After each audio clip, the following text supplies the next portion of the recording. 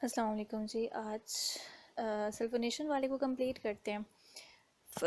कल डिटेल सब इसकी हो चुकी थी लास्ट लेक्चर में, और आज हम अगेन इसको देखेंगे कि क्या किसी और तरह का भी रिएजेंट्स वगैरह हम यूज़ कर सकते हैं, या मैकेनिस्टिकली इसके बारे में क्या एविडेंसेस हैं, राइट।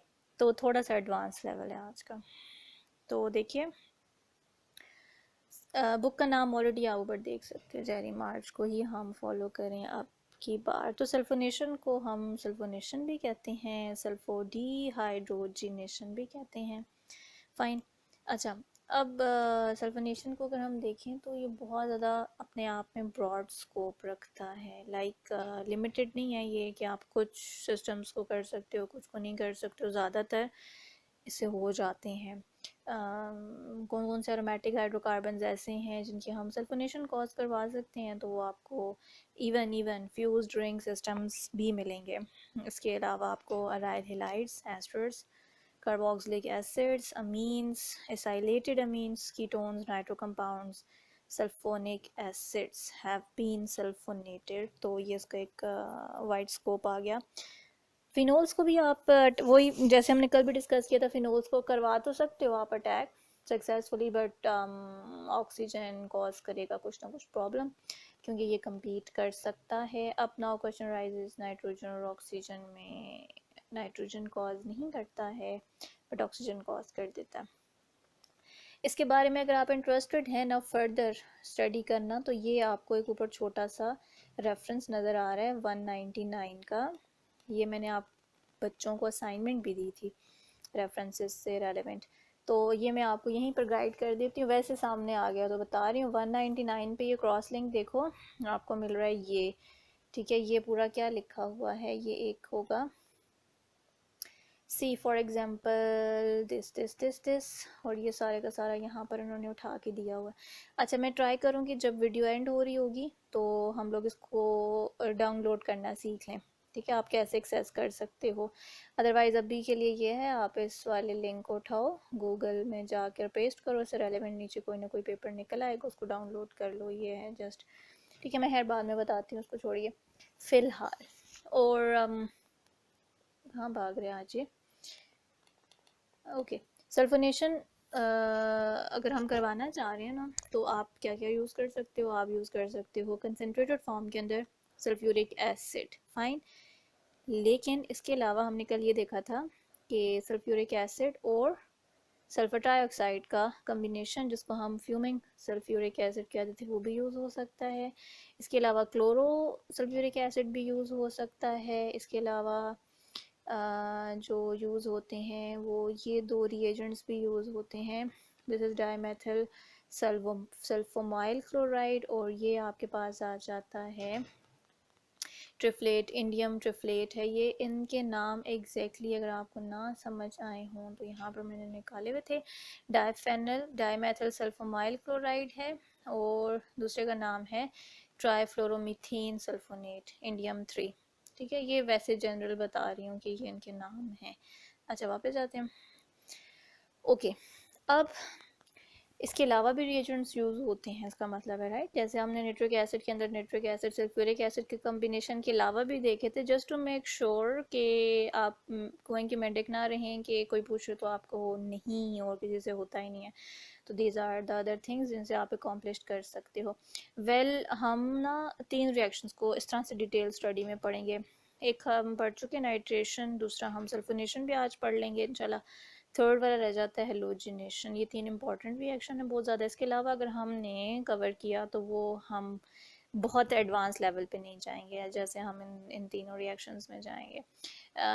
डिटेल में डिस्कस करने का पर्पज़ एक ये भी है कि जब आप इसके बाद कभी भी केमिस्ट्री पढ़ोगे, लाइक अगर आप आगे स्टडी को कंटिन्यू करते हो, तो ये चीज़ें फिर कहीं पर भी नहीं आ रही हैं इतनी डिटेल के अंदर। ये आपके नॉलेज में बैकग्राउंड पे रहेंगी, तो इस वजह से मैं इन सबको आपके 6th सेमेस्टर के लिए डिस्कस कर रही हूँ। अच्छा, इसके अलावा हमने ये भी देखा था कि कि ये रिवर्सिबल रिएक्शन होता है, ठीक है। और दूसरा ये है कि जब ये रिवर्सिबल हो रहा है तो ये कंप्लीशन की तरफ कैसे जाएगा, ये तो प्रॉब्लम आ गई। तो हमने इसको अगर कंप्लीट करवाना है रिएक्शन को, तो उसके लिए फिर हम क्या करते हैं, टेम्परेचर को कंट्रोल कर लेते हैं।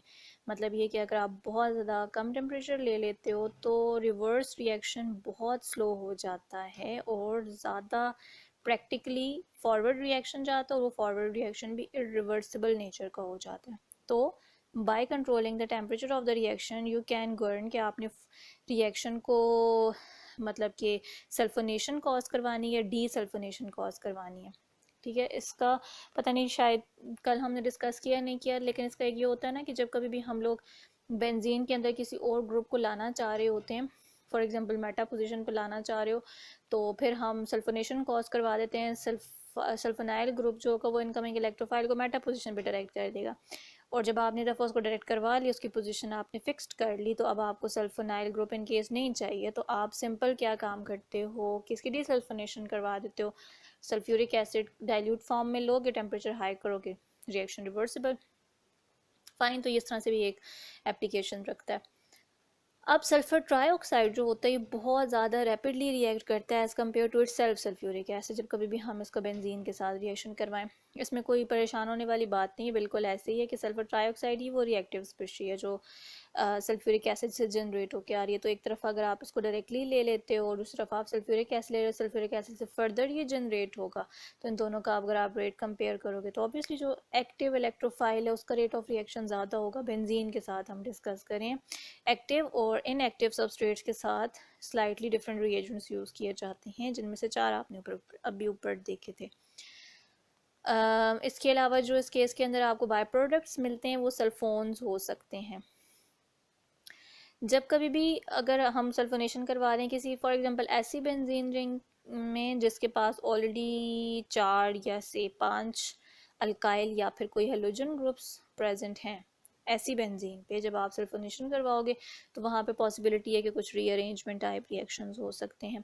मैकेनिज्म को स्टडी करने के लिए जिन लोगों ने, जिन बंदों ने बहुत काम किया उसके अंदर चीफली आप देखते हो सरफॉन्टेन है या करफॉन्टेन है, होना चाहिए सरफॉन्टेन। तो सरफॉन्टेन साहब और उनके को वर्कर्स ने काफ़ी काम किया है। मैकेनिस्टिक पिक्चर डेवलप करना मुश्किल है क्योंकि जो नेचर होता है सोल्यूशन का, जिस भी सॉल्वेंट के अंदर फॉर एग्जांपल आप अपना सल्फोनेटिंग रिएजेंट को यूज़ कर रहे हो, उसकी कॉम्प्लिसिटी इस मैकेनिज्म को समझने के लिए प्रॉब्लम कॉज करती है। तो इट्स नॉट दैट सिंपल। लेकिन जो इंडिकेशंस मिली हैं वो ये हैं कि इलेक्ट्रोफाइल वेरी करता रहता है जैसे जैसे आप रिएजेंट को चेंज करते रहते हो। दो सल्फर ट्राईऑक्साइड हर एक केस में कहीं ना कहीं ज़रूर इन्वॉल्व है, लेकिन इसके इन्वॉल्वमेंट में 2 केसेस हो सकते हैं, या तो ये फ्री फॉर्म में होगा या फिर ये किसी कैरियर के साथ कंबाइंड हो जाता है। अब अगर हम लोग इक्वल सल्फ्यूरिक एसिड ले रहे होते हैं, ठीक है, मतलब सल्फ्यूरिक एसिड प्लस वाटर, तो आप थोड़ा सा इमेजिन करें H2SO4 प्लस H2O, तो ये दोनों मर्ज होकर आपको एक नई स्पीशी बना के दे रहे हैं, और इस केस में electrophile is thought to be H3SO4, मतलब कि सल्फ्यूरिक एसिड की प्रोटोनेशन हो गई है। ठीक है, इस वाले केस में किस तरह से बिहेव कर रहा है अब ज़रा सोचें कि sulphuric acid it's self acid, लेकिन ये जब आप एक्वस फॉर्म के अंदर ले रहे होते हो तो ये उसके प्रोटॉन को एब्स्ट्रैक्ट कर रहा है। ठीक है, तो H3SO4 की कम्बिनेशन ये कॉज करके दे देता है।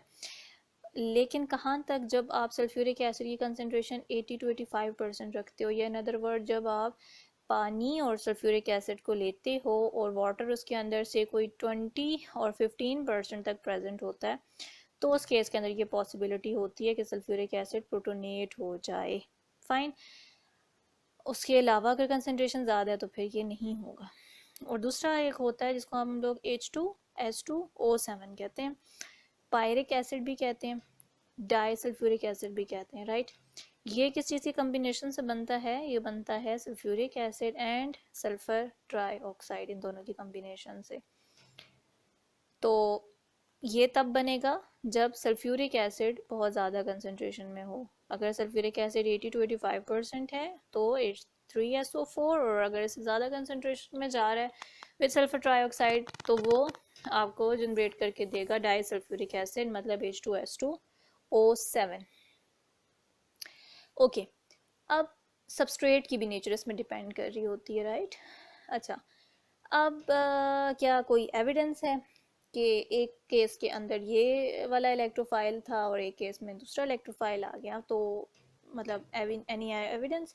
तो एविडेंस आपको कहाँ से मिलता है भाई? एविडेंस हमें यहाँ से मिल रहा है कि जब कभी भी किसी हमने चेंज किया इलेक्ट्रोफाइल को, एक तरफ हमने डाइल्यूट लिया और एक तरफ हमने कंसनट्रेटेड सोल्यूशन लिया, तो directly rate of the reaction पे इफेक्ट आ रहा था, और वो इफेक्ट प्रोपोर्शनल था कि आप कितनी एक्टिविटी ले रहे हो प्रोटोनेटेड सल्फ्यूरिक एसिड की और डाई सल्फ्यूरिक एसिड की। एक्टिविटी का मतलब एक्टिव कंसंट्रेशन की कितनी है, उस लिहाज से रेट ऑफ द रिएक्शन सामने चेंज हो रहा था।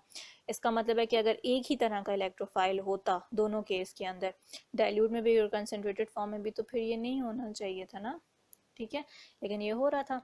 दूसरा एविडेंस क्या मिलता है, जब टॉल्वीन को एज अ सबस्ट्रेट लिया और उसको भी इन दो सॉल्यूशंस के अंदर डाला गया, एक डाइल्यूट और एक कंसनट्रेटेड, तो होना क्या चाहिए था कि ऑब्वियसली टॉल्वीन इटसेल्फ ऑर्थोपैरा डायरेक्टिंग है, तो जितनी एक केस के अंदर ऑर्थोपैरा प्रोडक्ट में रेशो आ रही है, वी आर नॉट सेइंग कि जितनी अमाउंट में बन रहा है वो, तो डेफिनेटली कंसनट्रेशन चेंज होगी तो प्रोडक्ट की अमाउंट भी चेंज होगी, लेकिन जो वो ऑर्थोपैरा की रेशो प्रोड्यूस करके दे रहे हैं वो दोनों केसेस के अंदर डिफरेंट आ रही थी। तो उसका मतलब है कि कुछ ना कुछ तो गड़बड़ थी दिया। ओके, तो मैकेनिज्म इसेंशली हम लोग ये शो कर सकते हैं जो आपको नज़र आ रहा है। क्या शो कर सकते हैं? दो तरह के electrophile, one in dilute and one in concentrated form, और जब हम बेंजीन रिंग की सल्फोनेशन कॉज करवाते हैं तो आपको पहला क्या मिलता है? वीलैंड और सिग्मा इंटरमीडिएट, क्या आपको नज़र आ रहा है? अब क्या क्या हो सकता है?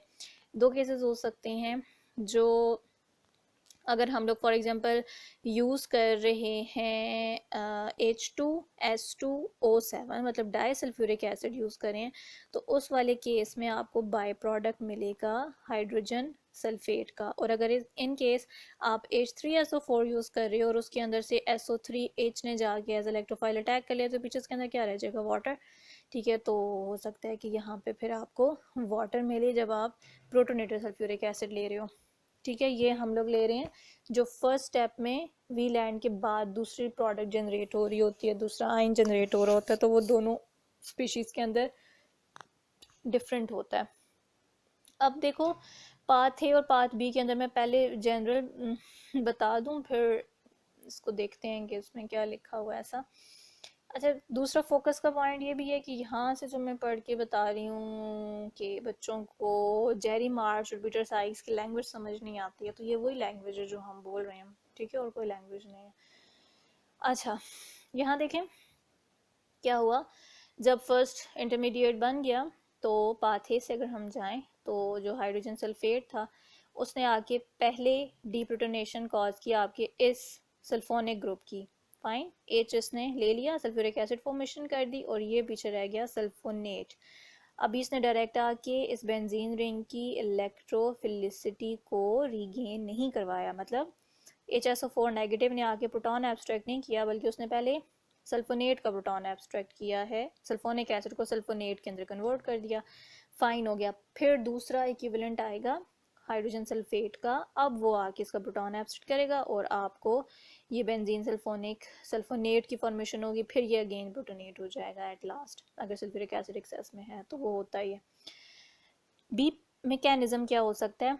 बी वाले के अंदर जो हाइड्रोजन सल्फेट था बाय प्रोडक्ट, वो आया और उसने डायरेक्टली इस हाइड्रोजन को एब्स्ट्रैक्ट कर लिया। ये वाला केस और ये वाला केस कब होगा? देखें, इसमें सामने पता चल रहा है कि जो हाइड्रोजन सल्फेट था बहुत ज़्यादा था, ज़्यादा होगा तो मतलब सल्फ्यूरिक एसिड पीछे कंसनट्रेटेड फॉर्म के अंदर होगा, तो सल्फ्यूरिक एसिड, इसका मतलब है कि जब ज़्यादा है तो वो वेट नहीं करेगा कि वो पहले इसको एब्स्ट्रैक्ट करे और फिर इसको एब्स्ट्रैक्ट करे, वो है इतना ज़्यादा, वो डायरेक्टली आके इसको एब्स्ट्रैक्ट करके स्टोरी ख़त्म कर देगा, फाइन। लेकिन अगर उसकी कंसनट्रेशन बहुत नहीं है तो फिर आपको ये स्टेप वाइज में मिल रहा होगा। यही बातें नीचे लिखी हुई हैं, कि जो पाथ ए आप ऊपर देख रहे हो, ऐसे कर दो, जो पाथ ए आप देख रहे हो वही प्रिंसिपल रूट है, अनटिल अनलेस कि बहुत ही ज़्यादा कोई आप कंसनट्रेटेड सल्फ्यूरिक एसिड यूज़ कर लेते हो, तो उस केस में फिर बी बिकम्स इम्पॉर्टेंट, राइट। जब हम H3SO4 ले रहे होते हैं, ये ले रहे होते हैं प्रोटोनेटेड वाला, तो इस वाले केस में जो रेट डिटर्मिनिंग स्टेप है अंडर ऑल कंडीशन, वो क्या रहता है, वो फर्स्ट स्टेप ही रहता है, ये वाला H3SO4 की प्रेजेंस में। और ये आपने कब पढ़ा था, जब आप डाइल्यूट सल्फ्यूरिक एसिड को यूज़ करते हो, ठीक है, कंपैरिजन टू दिस वन। तो जब आप ये यूज़ कर रहे हो तो जो फर्स्ट स्टेप है ये वाला वी लैंड इंटरमीडिएट फॉर्मेशन, ये आपका फर्स्ट स्टेप रेट लिमिटिंग है।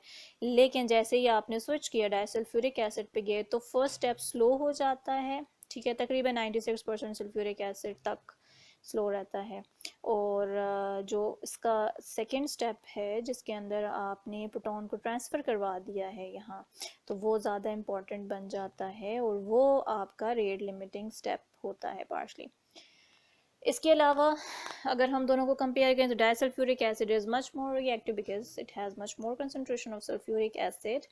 और अगर हम लोग फ्यूमिंग सल्फ्यूरिक एसिड यूज़ करते हैं ना, और उस केस में भी हम सल्फ्यूरिक एसिड के साथ अब एक्सेस में सल्फर ट्राइऑक्साइड ले लेते हैं, तो फिर आपको डाइसल्फ्यूरिक एसिड का भी प्रोटोनेटेड वर्जन मिल जाता है।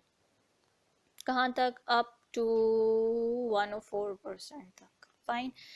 अच्छा, फाइनली जब हम प्योर 100% सल्फर ट्राइऑक्साइड रेजेंट को यूज़ करें और इसके लिए आप ए प्रोटिक सॉल्वेंट लो, प्रोटिक लिया तो फिर इसने बना देना है सल्फ्यूरिक एसिड, तो दिस इज़ द रीज़न हमने एक प्रोटिक लेना है। तो इस वाले केस में सल्फर ट्राइऑक्साइड ही एक्चुअल इलेक्ट्रोफाइल है और रेट ऑफ द रिएक्शन बहुत स्पीडली जाएगा, क्योंकि यही तो वो बंदा है जिसकी तलाश थी बेंजीन को। तो अटैक जनरली बहुत फास्ट होता है और इतना ज़्यादा फास्ट होता है कि वी लैंड इंटरमीडिएट को फिर हम लोग कंसिडर नहीं कर पाते हैं कि ये रेट लिमिटिंग स्टेप है, ठीक है। फिर इसका मतलब है कि सेकंड स्टेप आपका जहाँ पे प्रोटॉन की एब्स्ट्रक्शन होनी है वो आपका रेट लिमिटिंग स्टेप है। So this was all about sulphonation, ये कंप्लीट हो गया।